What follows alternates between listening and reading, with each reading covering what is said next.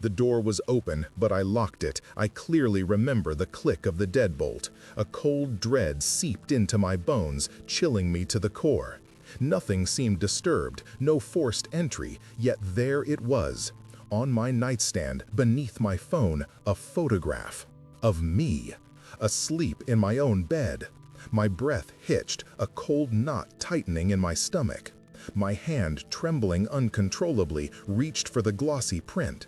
It was undeniably me, sprawled across my bed, hair disheveled, mouth slightly agape in sleep.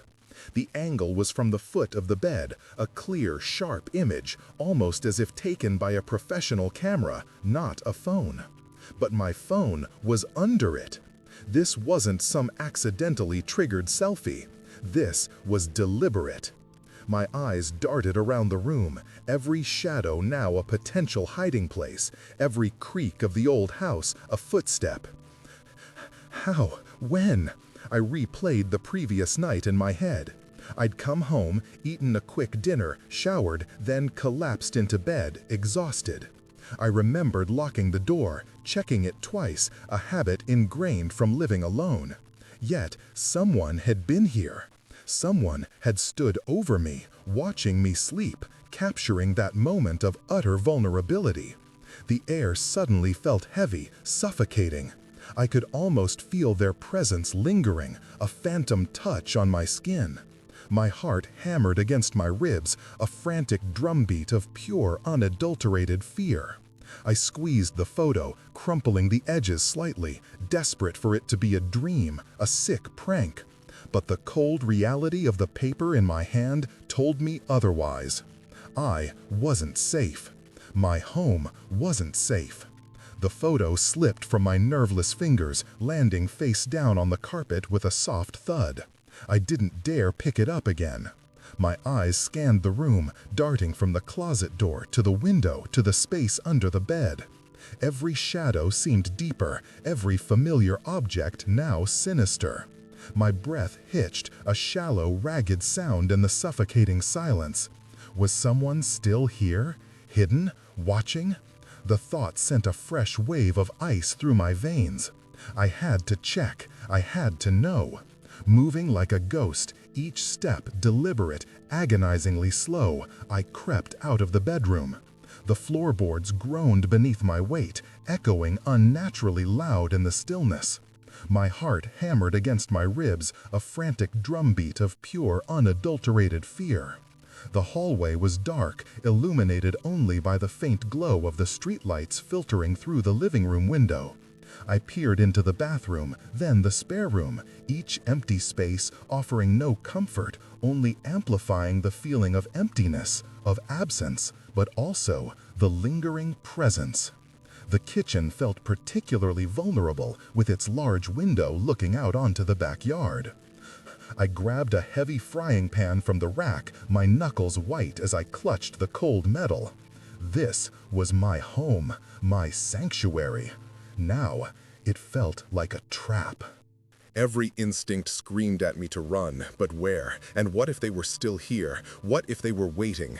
I crept into the living room, the frying pan a heavy, cold weight in my hand.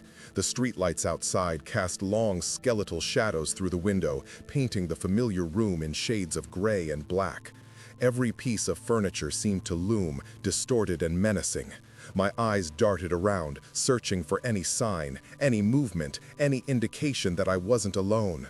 The silence pressed in, thick and suffocating, amplifying the frantic beat of my own heart against my ribs. My gaze snagged on the large picture window overlooking the front yard. I moved towards it, slowly, cautiously, peering out into the darkness, half expecting to see a face pressed against the glass. But as I drew closer, my eyes caught my own reflection in the glass. My breath hitched. It wasn't me, not really. In the reflection, I was lying down, my head tilted, eyes closed, mouth slightly agape, the exact pose from the photograph. I was asleep in the glass, even as my wide, terrified eyes stared back at the impossible image. My blood ran colder than the pan in my hand. The angle, the perspective, it was from inside the room, from where someone had stood, watching me sleep. A soft, almost imperceptible click echoed from somewhere behind me. My heart leaped into my throat. I spun around, the frying pan a blur in my hand, a choked gasp escaping my lips. The room was empty, but on the polished surface of the coffee table, a single, freshly printed photograph lay face up. It was me, right now, standing by the window, frying pan raised, face contorted in sheer, unadulterated horror. And in the bottom corner of the frame, barely visible in the deep shadows, a pair of eyes glinted back at me, watching, always watching. I didn't scream. I couldn't. My voice was trapped, suffocated by the terror. Those eyes, they were still here. They are always here. Every shadow, every corner, every moment of my life now tainted by the knowledge that I am observed. I don't know what to do. I don't know where to go. My sanctuary is a cage, and I am the exhibit. Sleep is no longer an escape, but an invitation.